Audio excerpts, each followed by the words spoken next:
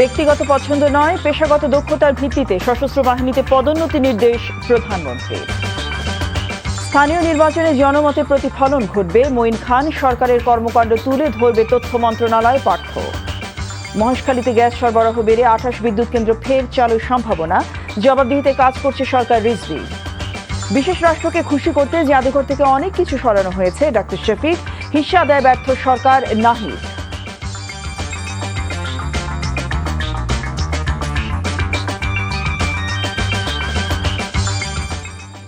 আসসালামু আলাইকুম। জসিন্তা জিনিয়া স্বাগত জানাচ্ছি এনটিভির রাতের খবরে। দেখছিলেন আই গ্যাস ইউনাইটেড শিরোনাম, এবার পুরো খবর। রাজনৈতিক মতাদর্শ ও ব্যক্তিগত পছন্দ অপছন্দের ঊর্ধ্বে থেকে সশস্ত্র বাহিনীর কর্মকর্তাদের পেশাগত দক্ষতা, নেতৃত্বের গুণাবলী, সততা, যোগ্যতা ও দূরদর্শিতার ভিত্তিতে পদোন্নতি দেওয়ার নির্দেশনা দিয়েছেন প্রধানমন্ত্রী তারেক রহমান। ঢাকা সেনানিবাসে বিমান বাহিনীর সদর দপ্তরে নৌবাহিনী ও বিমান বাহিনী নির্বাচনী পর্ষদ 2026-এর উদ্বোধন করে এসব কথা বলেন প্রধানমন্ত্রী। এর আগে নৌবাহিনী প্রধান খন্দকার মিসবাউল আজিমকে অ্যাডমিরাল র্যাঙ্ক ব্যাজ পরিয়ে দেন প্রধানমন্ত্রী। পরে বিমান বাহিনী এয়ার ডিফেন্স সিস্টেম ইন্টিগ্রেশনের স্মারক ফলক উন্মোচন করেন সরকার প্রধান। এ সময় আকাশ প্রতিরক্ষা কার্যক্রম এবং বিমান বাহিনীর এয়ার কমান্ড অপারেশন সেন্টার সরেজমিনে পরিদর্শন করেন তিনি। চট্টগ্রাম থেকে ভার্চুয়ালি মহড়া অবলোকন করেন প্রধানমন্ত্রী।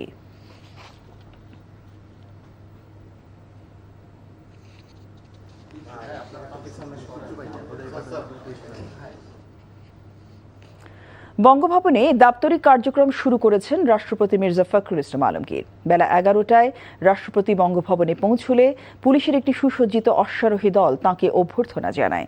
পরে সেনাবাহিনী প্রেসিডেন্ট গার্ড রেজিমেন্টের সুসজ্জিত দল রাষ্ট্রপতিকে গার্ড অব অনার প্রদান করে।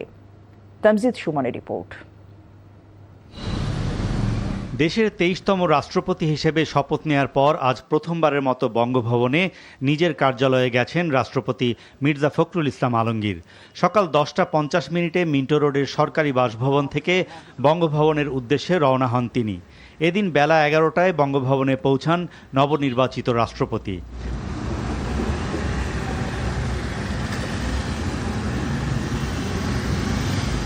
বঙ্গভবনে পৌঁছালে প্রধান ফটক দুয়ে বাংলাদেশ পুলিশের একটি সুসজ্জিত অশ্বারোহী দল তাকে অভ্যর্থনা জানায়।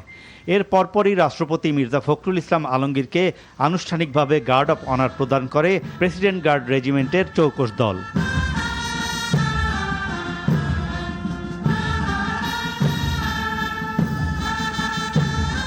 গার্ড অফ অনার প্রদান শেষে বঙ্গভবনের রাষ্ট্রপতির সামরিক সচিব, জনবিভাগের সচিব, প্রেস সচিব ও পিজিআর কমান্ডার রাষ্ট্রপতি ও তার পরিবারের সদস্যদের ফুল দিয়ে স্বাগত জানান। বঙ্গভবনে অফিস শুরুর প্রথম দিনে রাষ্ট্রপতি তার অফিস কক্ষে অবস্থান করে দাপ্তরিক নথিপত্রে স্বাক্ষর করেন। এরপর তিনি বঙ্গভবন পরিদর্শন বইয়ে স্বাক্ষর করেন। রাষ্ট্রপতির দায়িত্ব গ্রহণের মাধ্যমে এক নতুন অধ্যায়ে প্রবেশ করলেন মির্জা ফখরুল ইসলাম আলমগীর। Tamjid Sumon, NTV news, Dhaka. বিগত ফ্যাসিবাদী আমলে নির্বাচনগুলোতে জনগণের ইচ্ছার প্রতিফলন ঘটেনি, তবে এবারে স্থানীয় সরকার নির্বাচনে তা ঘটবে বলে আশ্বাস দিয়েছেন স্থানীয় সরকার মন্ত্রী ডক্টর আব্দুল মঈন খান। আর তথ্যমন্ত্রী বলেছেন, সরকারের কর্মকাণ্ড জনগণের কাছে সঠিকভাবে পৌঁছে দিতে কাজ করবে তার মন্ত্রণালয়। নিজ নিজ মন্ত্রণালয়ে যোগ দিয়ে সব কথা বলেন তারা। রিপোর্ট জাহিদ রহমানের। দায়িত্ব নেওয়ার প্রথম কর্মদিবসের 4 মন্ত্রীর শুরুটা ছিল নিজ নিজ দপ্তরের সচিবসহ ঊর্ধ্বতন কর্মকর্তাদের সাথে পরিচয় ও মত বিনিময়ের মধ্য দিয়ে। নিজ দপ্তরে সভাকক্ষে স্থানীয় সরকার মন্ত্রী ডক্টর আব্দুল মঈন খানকে ফুল দিয়ে শুভেচ্ছা জানান প্রতিমন্ত্রী ও সচিবসহ কর্মকর্তারা। মত বিনিময় শেষে মঈন খান বলেন, বিগত 17 বছর ফ্যাসিবাদী সরকার ধনীদের সেবা করে সাধারণ মানুষকে বঞ্চিত করেছে। এই সরকার সবার সেবা নিশ্চিত করতে চায়। সংবিধানের নিয়মকানুন মেনে আমাদের সরকারের যে পলিসি রয়েছে সেই পলিসি অনুযায়ী এবং জনগণের ইচ্ছার প্রতিফলন ঘটানোর জন্যই 5টা স্তরে এখানে নির্বাচন, প্রত্যেকটি স্তরে নির্বাচন হবে এবং সত্যিকার অর্থে জনগণের প্রতিনিধিরা সেই নির্বাচনে নির্বাচিত হোক, এটাই আমাদের। তথ্য মন্ত্রণালয়ের ঊর্ধ্বতন কর্মকর্তাদের সাথে মত বিনিময় করেন নতুন তথ্যমন্ত্রী। এ সময় তিনি বলেন, ফ্যাসিবাদী শাসন আমলে সংবাদ মাধ্যমের হাত পা বেঁধে দেওয়া হয়েছিল, এবার তার অবসান হবে। আমাদের কাজটা হলো to mitigate the harshness sometimes bureaucratic সিদ্ধান্ত এবং জনগণের কাছে এটাকে পৌঁছে দেওয়া। এদিকে প্রতিমন্ত্রী থেকে মন্ত্রী দায়িত্ব পাওয়া বেসামরিক বিমান ও পর্যটন মন্ত্রী এম রশিদুজ্জামান মিল্লাত মন্ত্রণালয়ে নিজ সরকার ও তার পরিকল্পনার কথা জানান। যে প্রজেক্টগুলি সম্পন্ন হওয়ার কথা ছিল সম্পন্ন হয়নি কেন, এবং না হয়ে থাকলে এখন থেকে হবে কিনা, সেগুলি আমাদের পাস্টগুলিকে ধরে রেখে আমাদের নতুন করে এগুলোর জন্য আমাদের প্রচেষ্টা চালাতে হবে। পার্বত্য অঞ্চলের মানুষের প্রতি সহানুভূতির সাথে কাজ করতে নিজ মন্ত্রণালয়ের কর্মকর্তাদের প্রতি আহ্বান জানিয়েছেন পার্বত্য চট্টগ্রাম বিষয়ক মন্ত্রণালয়ের নবনিযুক্ত মন্ত্রী। এই দেশ থেকে শান্তি, সম্প্রীতি, সংহতি, সুষম বন্টন এবং বৈষম্যমুক্ত পার্বত্য অঞ্চল হিসাবে গড়ে তোলার ব্যাপারে আমি প্রতিশ্রুতিবদ্ধ। গেল শুক্রবার 4 মন্ত্রী ও 2 প্রতিমন্ত্রী নতুন মন্ত্রিসভায় যুক্ত হন। Zahid Rahman, NTV news, Dhaka. কক্সবাজারের মহেশখালীতে ভাসমান এলএনজি টার্মিনালে নতুন জাহাজ আসায় গ্যাস সরবরাহ বেড়েছে। এতে সারা দেশে বন্ধ হয়ে যাওয়া 28টি বিদ্যুৎ কেন্দ্র পুনরায় চালুর সম্ভাবনা রয়েছে। আন্তর্জাতিক স্পট মার্কেট থেকে কেনা এলএনজিবাহী জাহাজটি এসেছে মার্কিন যুক্তরাষ্ট্রের ক্যামেরন পোর্ট থেকে। সংশ্লিষ্টরা জানান, শনিবার দুপুর থেকে 2টি টার্মিনাল থেকে 670 মিলিয়ন ঘনফুট গ্যাস সরবরাহ হয়। আজ তা 740 মিলিয়ন ঘনফুটে উন্নীত হয়েছে। প্রায় 1100 মিলিয়ন ঘনফুট গ্যাস সরবরাহে সক্ষম টার্মিনাল দুটি সরবরাহ আরও বাড়বে বলে জানিয়েছেন সংশ্লিষ্ট কর্মকর্তারা। কক্সবাজারের মহেশখালীতে ভাসমান 2টি টার্মিনালের মধ্যে মজুদ শেষ হয়ে যাওয়ায় গত বুধবার একটি টার্মিনাল বন্ধ হয়ে যায়। ফলে তীব্র গ্যাস সংকটের পাশাপাশি গ্যাস চালিত 28টি বিদ্যুৎ কেন্দ্র বন্ধ হয়ে যায়। নানা সংকটের মধ্যেও জনগণের প্রতি দায়বদ্ধতা ও জবাবদিহিতা নিয়ে সরকার কাজ করছে বলে জানিয়েছেন বিএনপির ভারপ্রাপ্ত মহাসচিব রুহুল কবির রিজভী। সকালে প্রধানমন্ত্রীর রাজনৈতিক উপদেষ্টা জহিরুদ্দিন স্বপনকে নিয়ে শহীদ প্রেসিডেন্ট জিয়াউর রহমান এবং বেগম খালেদা জিয়ার মাজার জিয়ারত শেষে রিজভী বলেন, যুদ্ধের কারণে জ্বালানি ও এলএনজি সরবরাহে সংকট তৈরি হয়েছে। এর প্রভাব পড়েছে দেশের গ্যাস সরবরাহে। সংকট মোকাবেলার পাশাপাশি জনগণের সামাজিক সুরক্ষা অব্যাহত রাখা এবং সংকটাপন্ন অঞ্চলে জনগণের পাশে থেকে প্রয়োজনীয় ব্যবস্থা গ্রহণ করেছে সরকার। সরকারের প্রতিটি কর্মকাণ্ডে জবাবদিহিতা নিশ্চিত করতে গণমাধ্যমের মাধ্যমেও জনগণের কাছে সরকার দায়বদ্ধ থাকবে বলে জানান রিজভী। কিছু কিছু সংকট হয়েছে বিভিন্ন কারণে, সেটার জন্য সরকার বা অন্য কোনো কিছু দায়ী নয়।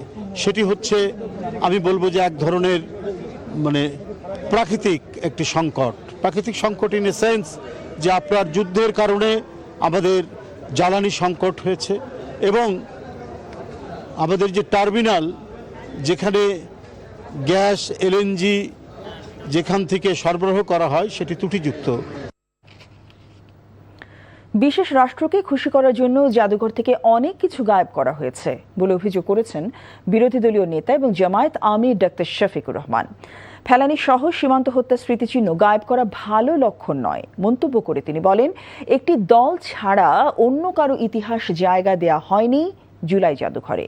বিগত 15.5 বছরের ফ্যাসিবাদী সরকারের মতো বর্তমান সরকারও একই পথে হাঁটছে বলে অভিযোগ করেন ডাক্তার শফিক। জুবাই প্রধানের রিপোর্ট। সিরাতুন্নবী সাল্লাল্লাহু আলাইহি সাল্লাম উপলক্ষে রাষ্ট্র সংস্কারে রাসূল সাল্লাল্লাহু আলাইহি সাল্লামের নীতি ও আদর্শ শীর্ষক সেমিনারের আয়োজন করে জাতীয় সিরাত উদযাপন কমিটি। মদিনার 10 বছরের জিন্দেগি। এ সময় জুলাই জাদুঘর থেকে সীমান্ত হত্যা এবং আধিপত্যবাদের স্মৃতিচিহ্ন মুছে ফেলার অভিযোগ করেন জামাত আমির ডাক্তার শফিকুর রহমান। একটি নির্দিষ্ট দলের লোকদের স্মৃতি রেখে বাকিগুলা গায়েব করে ফেলা হয়েছে। সীমান্তে ফেলানিকে অমানবিকভাবে ঝুলিয়ে হত্যা করা হয়েছিল, ওই স্মৃতিটা গায়েব করে ফেলা হয়েছে। এটি ভালো লক্ষণ নয়। ক্ষমতায় যারা আসে আইসেই বলে ইতিহাস বিকৃতি করা হয়েছে, কিন্তু এ পর্যন্ত বাংলাদেশের ইতিহাস বলে সবাই ইতিহাস বিকৃতির নায়ক ছিল। দীর্ঘ 15.5 বছরের ফ্যাসিবাদী সরকার যে রাস্তা ধরে হেঁটেছে, বর্তমান সরকারও সেই একই পথে হাঁটছে বলে অভিযোগ করেন তিনি। এই রাস্তা পরিবর্তন করতে হবে। এই রাস্তা ফ্যাসিবাদের রাস্তা, এই রাস্তা আয়নাগরের রাস্তা, এই রাস্তা অসংখ্য মানুষকে বিনা বিচারে খুন করার রাস্তা, এই রাস্তা শাপলা চত্বরে আলিম উলামার উপর হায়নার মতো ঝাঁপিয়ে পড়ার রাস্তা। এই রাস্তা বাংলাদেশের মানুষ এই রাস্তায় কাউকে চলতে দেবে না। আলাদা অনুষ্ঠানে জুলাই বিপ্লবের প্রত্যাশা মানবিক ঢাকার পুনর্গঠন বইয়ের মোড়ক উন্মোচন করে বৈষম্যহীন রাষ্ট্র বিনির্মাণে সবাইকে সোচ্চার থাকার আহ্বান জানান দলটির সেক্রেটারি জেনারেল মিয়া গোলাম পরোয়ার। দেশের প্রধানমন্ত্রী বলেন যে 17 বছর নাকি খুঁজে পাওয়া যায়নি আমাদের। কিভাবে ওনারা আমাদেরকে খুঁজে পাবেন? আমরা তো ময়দানে ছিলাম, টেলিভিশনে তো আপনি দেখবেন না, আমরা রাজপথে ছিলাম, কারাগারে ছিলাম, রিমান্ডে ছিলাম। জুবায়ের প্রধান, NTV নিউজ, ঢাকা। ভারতে পলাতক শেখ হাসিনার আশ্রয় এবং সংবাদ সম্মেলনের সুযোগ করে দেয়া এবং শহীদ ওসমান হাদি হত্যাকারীদের দেশে ফেরাতে সরকার ভারতের কাছ থেকে হিস্সা আদায় ব্যর্থ হয়েছে বলে অভিযোগ করেছেন বিরোধী দলীয় চিফ হুইপ নাহিদ ইসলাম। সন্ধ্যায় বিরোধী দলীয় নেতার সরকারি বাসভবনে 11 দলীয় ঐক্যের সভা শেষে কথা বলেন তিনি। 5 সেপ্টেম্বর 11 দলের ঢাকা চট্টগ্রাম লং মার্চ সফল হবে বলে প্রত্যাশা করেন তিনি। HM মেহেদি হাসানের রিপোর্ট। বিরোধী দলীয় নেতার সভাপতিত্বে 11 দলীয় ঐক্যের 2.5 ঘণ্টার এই বৈঠকে দেশের সার্বিক পরিস্থিতি সহ প্রধান এজেন্ডা ছিল গণভোটে রায় বাস্তবায়নের দাবিতে আসন্ন লং মার্চ কর্মসূচি। শীর্ষ পর্যায়ের বৈঠক পরে 11 দলীয় ঐক্যের সমন্বয়ক ও জামায়াতের সহকারী সেক্রেটারি জেনারেল হামিদুর রহমান আজাদ সাংবাদিকদের জানান, গণভোটে রায় বাস্তবায়ন, জুলাই গণহত্যার বিচারে গতি বাড়ানো, আইন শৃঙ্খলার উন্নতি, দ্রব্যমূল্যের ঊর্ধ্বগতি রোধ সহ নানা দাবিতে লং মার্চ করবে 11 দল, যার শুরু হবে আগামী 5 September Dhaka Chittagong long march দিয়ে। চট্টগ্রামে আমাদের যে লং মার্চের আয়োজন, সেই আয়োজনটা যেহেতু সবার আগে হবে, এটাই বিস্তারিত আলোচনা আমরা করেছি। আর জাতীয় নাগরিক পার্টির আহ্বায়ক ও সংসদের বিরোধী দলীয় চিফ হুইপ নাহিদ ইসলাম বলেন, 180 দিনে সব ক্ষেত্রে ব্যর্থ এ সরকার ভারতের সাথে মর্যাদা ভিত্তিক কূটনৈতিক সম্পর্ক স্থাপনেও ব্যর্থতার পরিচয় দিয়েছে। সরকার যে পররাষ্ট্রনীতি সেটা যথেষ্ট আত্মবিশ্বাসহীন, কারণ সরকার ভারত সফর করবে কি করবে না এ বিষয়ে জনগণকে কোনো সুস্পষ্ট বার্তা দিতে পারছে না। এবং 5ই আগস্ট আওয়ামী লীগকে যে প্রেস ব্রিফিং করতে দেওয়া হলো, সেটার জন্য কিন্তু ভারত সরকারকে যথাযথ জবাবদিহিতার আওতায় এই সরকার আনতে ব্যর্থ হয়েছে। লং মার্চে কোনো বাধা এলে তা সর্বাত্মকভাবে প্রতিহত করার হুঁশিয়ারিও দেন নাহিদ ইসলাম। তার নিজস্ব যে 31 দফা তারা রচনা করেছিল, তার কোনোটিই কিন্তু তারা ফলো করছে না। HM Mehedi Hasan, NTV news, Dhaka. Rohingya প্রত্যাবাসনের যাচাই প্রক্রিয়ায় বাংলাদেশি শিবিরে জন্ম নেয়া শিশুদেরও অন্তর্ভুক্ত করার আহ্বান জানিয়েছেন পররাষ্ট্র প্রতিমন্ত্রী শামা ওবায়েদ। একই সঙ্গে 2017 সালের পর মিয়ানমারের রাখাইন থেকে বাংলাদেশে আসা রোহিঙ্গাদের দ্রুত যাচাই শেষে নিরাপদ, স্বেচ্ছায়, মর্যাদাপূর্ণ এবং টেকসই প্রত্যাবাসনের উপর জোর দিয়েছেন তিনি। শাহাদাত অভ্রের রিপোর্ট। কক্সবাজারে শরণার্থী শিবিরে জন্ম নেওয়া শিশুদের কাছে বাংলাদেশি জন্মভূমি, অথচ তার পরিচয় রোহিঙ্গা। সামনে তাই বড় প্রশ্ন, মিয়ানমারে প্রত্যাবর্ষণের সময় এই শিশুদের ভাগ্যে কি আছে? রাজধানীর একটি হোটেলে অক্সফাম ও ডিকেব আয়োজিত সেমিনারে এই প্রশ্নই সামনে আনেন পররাষ্ট্র প্রতিমন্ত্রী শামা ওবায়েদ। রোহিঙ্গা প্রত্যাবর্ষণে যাচাই প্রক্রিয়ায় বাংলাদেশে জন্ম নেওয়া শিশুদেরও অন্তর্ভুক্ত করার আহ্বান জানান তিনি। We therefore urge our international partners to not let humanitarian fatigue become humanitarian abandonment. The world has many crises, we understand that, but a protracted crisis does not become less urgent simply because it becomes less visible. তবে সংকট যতই দীর্ঘ হচ্ছে ততই বাড়ছে চাপ। জানান, বিশেষ করে আন্তর্জাতিক অর্থায়ন কমে যাওয়ায় উদ্বেগ তৈরি হয়েছে। বলেন, রোহিঙ্গা জনগোষ্ঠীদের ফেরাতে দ্বিপাক্ষিক সহ সব ধরনের চেষ্টা করছে সরকার। But responsibility sharing must mean more than expressions of sympathy, more than statements of solidarity. It must translate into action, predictable financing, sustained diplomacy, political engagement and accountability, and ultimately into a durable solution. অন্যদিকে জাতীয় press ক্লাবে রোহিঙ্গা সংকট সমাধান বিষয়ক এক আলোচনা সভায় আইনমন্ত্রী আসাদুজ্জামান বলেন, রোহিঙ্গা সংকট মোকাবিলায় সবার আগে দেশের মানুষকে এক কাতারে দাঁড়াতে হবে। বলেন, আন্তর্জাতিক সম্প্রদায় যখন দেখবে বাংলাদেশের মানুষ এক জায়গায় দাঁড়িয়ে এই সমস্যার সমাধান খুঁজছে, তখন তারা ইতিবাচক ভূমিকা রাখবে। আমাদের কাছে বাংলাদেশের ভূখণ্ডের অখণ্ডতা রক্ষা করাই সবচেয়ে বড় ইস্যু, এবং সেইটা রক্ষা করতে যে সিকিউরিটি পার্সপেক্টিভটাকে হয়তো আমরা গুরুত্ব দিচ্ছি, কিন্তু আমরা ডিপ্লোম্যাটিক পাসপোর্ট এবং সোশ্যাল কনটেক্সটটাকে কখনোই বাইপাস করছি না। একই সাথে আমরা মানবাধিকারকে সর্বোচ্চ গুরুত্ব দিচ্ছি। রোহিঙ্গা সংশ্লিষ্টরা বলেন, বাংলাদেশ আশ্রয় ও মানবিক সহায়তা দিতে পারে, কিন্তু যে সংকট বাংলাদেশ সৃষ্টি করেনি তার স্থায়ী সমাধান একা বাংলাদেশের পক্ষে দেওয়া সম্ভব নয়। শাহাদাত অভ্র, এনটিভি নিউজ, ঢাকা। সাবেক সংসদ সদস্য এবং বিএনপি নেতা ইলিয়াস আলীকে গুমের অভিযোগে বিমানবাহিনী উইং কমান্ডার সাইফুর রহমান সাইফকে জামিন নামঞ্জুর করে কারাগারে পাঠিয়েছে আন্তর্জাতিক অপরাধ ট্রাইব্যুনাল। বিচারপতি গোলাম মর্তুজা মজুমদারি নেতৃত্বাধীন ট্রাইব্যুনাল আজ এই আদেশ দেন। প্রসিকিউশনের আবেদনে সাইফকে গ্রেফতার আদেশ দেওয়া হয়, পরে আসামির আইনজীবী জামিন আবেদন করলে শুনানি শেষে তা খারিজ করে দেয় ট্রাইব্যুনাল। শুনানিতে প্রসিকিউশনের দাবি, এই আসামি র্যাবে থাকাকালীন বিতর্কিত সেনা কর্মকর্তা জিয়াউল আহসানের সহযোগী হিসেবে হত্যাকাণ্ডে জড়িত ছিল, যা তদন্তে বেরিয়ে আসছে। এমনকি তিনি ইলিয়াস আলী গুমের সাথেও সম্পৃক্ত। 2012 সালের 17 এপ্রিল রাতে রাজধানী বনানী এলাকায় ইলিয়াস আলী এবং তার ব্যক্তিগত গাড়ি চালক আনসার আলীকে তুলে নেওয়া হয়। এরপর থেকে তাদের আর কোনো খোঁজ পাওয়া যায়নি।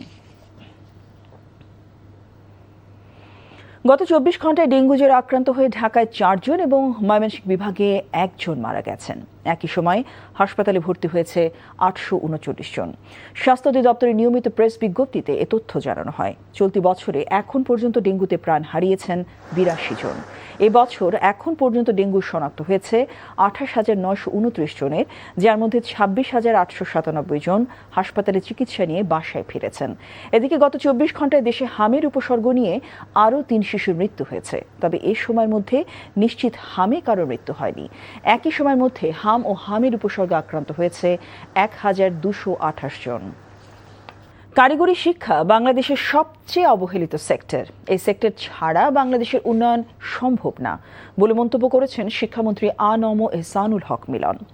দক্ষ ও উৎপাদনশীল বাংলাদেশের লক্ষ্যে কারিগরি ও বৃত্তিমূলক শিক্ষা এবং প্রশিক্ষণ শীর্ষক জাতীয় সংলাপে তিনি কথা জানান। বলেন, আগামীর বাংলাদেশকে দক্ষ ও শক্তিশালী হিসেবে গড়ে তুলতে হলে পলিটেকনিক ও ভোকেশনাল সেক্টরে গুরুত্ব দিতে হবে। পলিটেকনিক ও ভোকেশনাল ইনস্টিটিউটে শিক্ষার্থী ভর্তি না হওয়ায় সিট খালি থাকছে, ফলে বিশাল জনগোষ্ঠীর কোনো কারিগরি দক্ষতা নেই বলেও মন্তব্য করেন শিক্ষামন্ত্রী।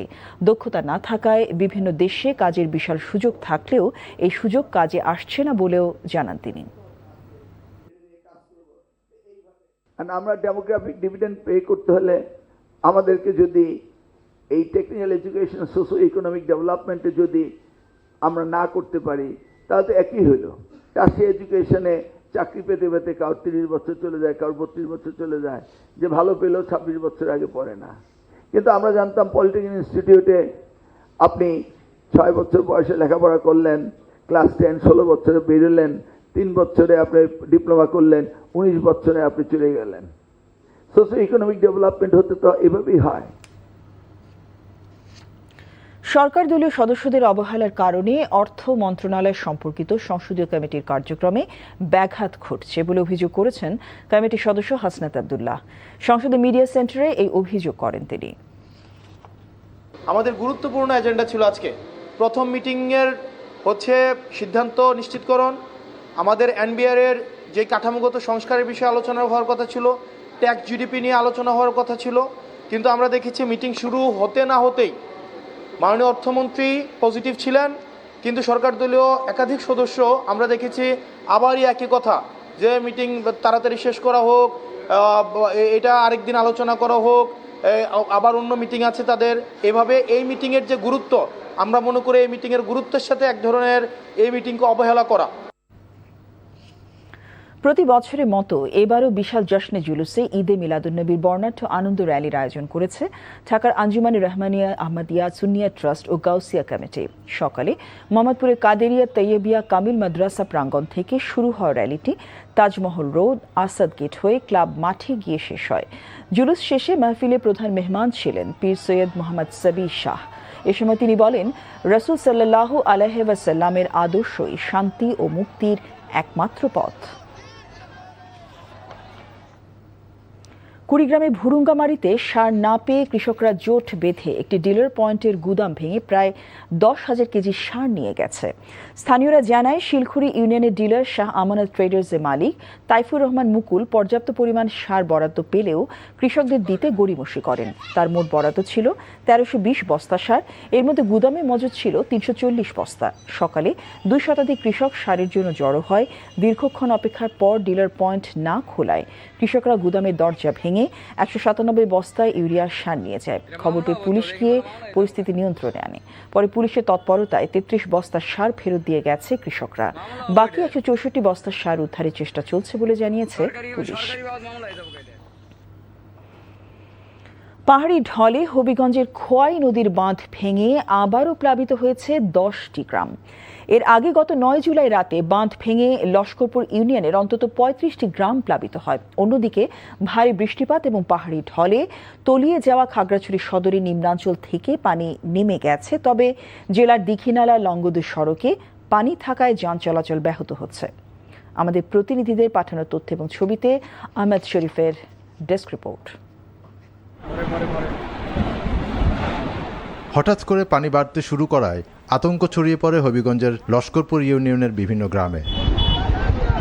মুহূর্তেই বাড়িঘর ও রাস্তাঘাটে ঢুকে পড়ে পানি।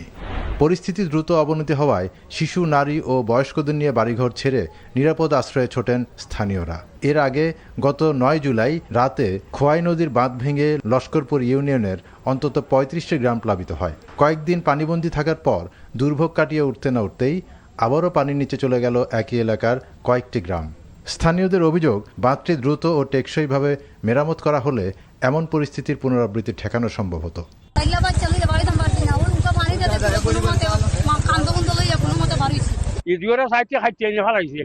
আর মূল মাঝে ফালাইছি না, এটা উদ্দেশ্য ছিল একবার বাংতো বাঙ্গে আবার পাকনা ধান আজকে কিসে পানিতে তলিয়ে গেছে। আমরা এই অবরণীয় ক্ষতি কে পূরণ করে দিব? ইতার নেতা বেতা এরা সব কিছুটা এরা কোন দিন বান্টা বানতে পারে, আকসারা বানটা অনেক আরো আগে বানতে পারে, কিন্তু আসলে গাফাতির হারে তারা বানটা বানছে। পানি উন্নয়ন বোর্ডের দাবি, বাঁধের মেরামত কাজের প্রায় অর্ধেক শেষ হয়েছে। তবে উজান থেকে নেমে আসা পানির চাপ বেড়ে যাওয়ায় বাঁধের দুর্বল অংশ ভেঙে লোকালয়ে পানি প্রবেশ করেছে। অপরদিকে শনিবার থেকে আর বৃষ্টি না হওয়ায় খাগড়াছড়িতে বন্যা পরিস্থিতির উন্নতি হয়েছে। তবে দীঘিনালা লংগদু সড়কের বড় মেরুং বেলি সেতু এলাকায় এখনো যান চলাচল ব্যাহত হচ্ছে।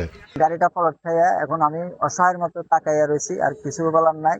নিচু এলাকা, তার জন্য বন্যা পানি বৃষ্টি কিছু একদিন বৃষ্টি হলেই আমাদের এখানে পানি হয়। এই রাস্তাটা একটু উঁচু হতো তাহলে দেখা যাচ্ছে এখানে এই দুর্ভোগ হতো না। স্থানীয়দের অভিযোগ, বড় মেরুং এলাকার সড়কটি খুব নিচু হওয়ায় একটু বৃষ্টি হলে সড়কটি পানির নিচে তলিয়ে যায়। আহমেদ শরীফ, NTV নিউজ ডেস্ক। চলতি মাসে প্রথম 22 দিনে 214 কোটি 80 লাখ মার্কিন ডলারের রেমিটেন্স পাঠিয়েছেন প্রবাসীরা। বর্তমান বিনিময় হার অনুযায়ী এর পরিমাণ 26,420 কোটি 40 লাখ টাকা।